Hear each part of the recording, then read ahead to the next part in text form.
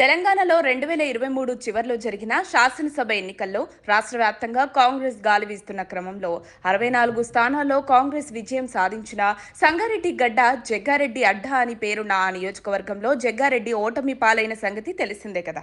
అయితే ఇప్పుడు తాజాగా కాంగ్రెస్ పార్టీ సీనియర్ నేత టీపీసీసీ వర్కింగ్ ప్రెసిడెంట్ జగ్గారెడ్డి ఆసక్తికర వ్యాఖ్యలు చేశారు.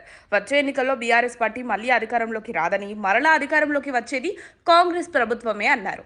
పాలనాపరంగా కాంగ్రెస్ బీఆర్ఎస్ మధ్య ఎంతో వ్యత్యాసం ఉందన్నారు. బీఆర్ఎస్ నేతలు ఏనాడు సచివాలయానికి రాలేదని, కేవలం వారి ఇళ్ల నుంచే పరిపాలన కొనసాగించారని విమర్శించారు. సంగారెడ్డి జిల్లాలో నిర్వహించిన మీడియా సమావేశంలో జగ్గారెడ్డి మాట్లాడారు. ఇక ఓటములు తనను ప్రభావితం చేయలేవని, తన రాజకీయ ప్రయాణం కష్టాలతో కూడుకున్నదంటూ టీపీసీసీ వర్కింగ్ ప్రెసిడెంట్ జగ్గారెడ్డి ఆసక్తికర వ్యాఖ్యలు చేశారు. రాత్రిళ్లు జెండాలు కట్టి పగటిపూట ధర్నాలు చేసి ఎదిగిన చరిత్ర తనదని స్పష్టం చేశారు. బీఆర్ఎస్ పార్టీలో వాళ్ళలో వాళ్లే కొట్టుకుంటున్నారని ఎద్దేవా చేశారు. రాష్ట్రంలో రేవంత్ సారథ్యంలో మళ్లీ కాంగ్రెస్ పార్టీని అధికారంలోకి వస్తుందని ధీమా వ్యక్తం చేశారు.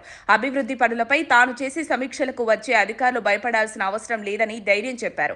పనుల విషయంలో సీఎం రేవంత్ రెడ్డి, మంత్రులు తన మాట కాదనరని జగ్గారెడ్డి చెప్పారు. తాను చేసే పనికి ఓట్లకు సంబంధం ఉండదని, మనం అంతటి బలహీనులం కాదని జగ్గారెడ్డి ప్రస్తావించారు. ఇదే క్రమంలో సంగారెడ్డి నియోజకవర్గంలోని పలు మండలాల పరిధిని 84 గ్రామాల్లో సర్పంచులు కాంగ్రెస్ పార్టీ మద్దతుదారులే గెలవాలి.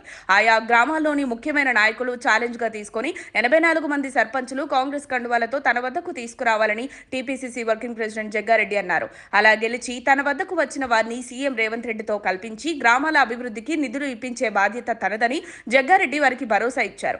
సంగారెడ్డి మాజీ ఎమ్మెల్యే జగ్గారెడ్డి రాబోయే ఎన్నికల్లో తాను పోటీ చేయబోనని మరోసారి స్పష్టం చేశారు. తన స్థానంలో భార్య నిర్మలను ఎమ్మెల్యే అభ్యర్థిగా బరిలోకి దింపుతానని ప్రకటించారు. కాంగ్రెస్ అగ్రనేత రాహుల్ గాంధీ, సీఎం రేవంత్ రెడ్డి చెప్పినా తాను ఈ విషయంలో వెనక్కి తగ్గేది లేదని, తన నిర్ణయానికే కట్టుబడి ఉంటానని ఆయన తేల్చి చెప్పడం రాష్ట్ర రాజకీయాల్లో కలకలం సృష్టించింది. గతంలో కూడా ఇదే విషయాన్ని ప్రస్తావించిన జగ్గారెడ్డి ఇప్పుడు ముఖ్య నాయకుల పేర్లను చెప్పి తన రాజకీయ పట్టుదలను చాటుకున్నారు. నిర్మల జగ్గారెడ్డి ప్రస్తుతం టీజీఐఐసీ చైర్పర్సన్ గా ఉన్నారు. మనం అధికారంలో లేనప్పుడు కష్టకాలంలో ఎవరైతే కాంగ్రెస్ కండువా కప్పుకొని తిరిగారో డబ్బులు లేకున్నా వారిని సర్పంచ్ అభ్యర్థిగా నిలబెట్టి గెలిపించుకొని రావాలని సూచించారు. ప్రభుత్వం వచ్చిన తర్వాత పార్టీలోకి వచ్చిన వారిని సర్పంచ్ అభ్యర్థిగా ఎంపిక చేయవద్దన్నారు.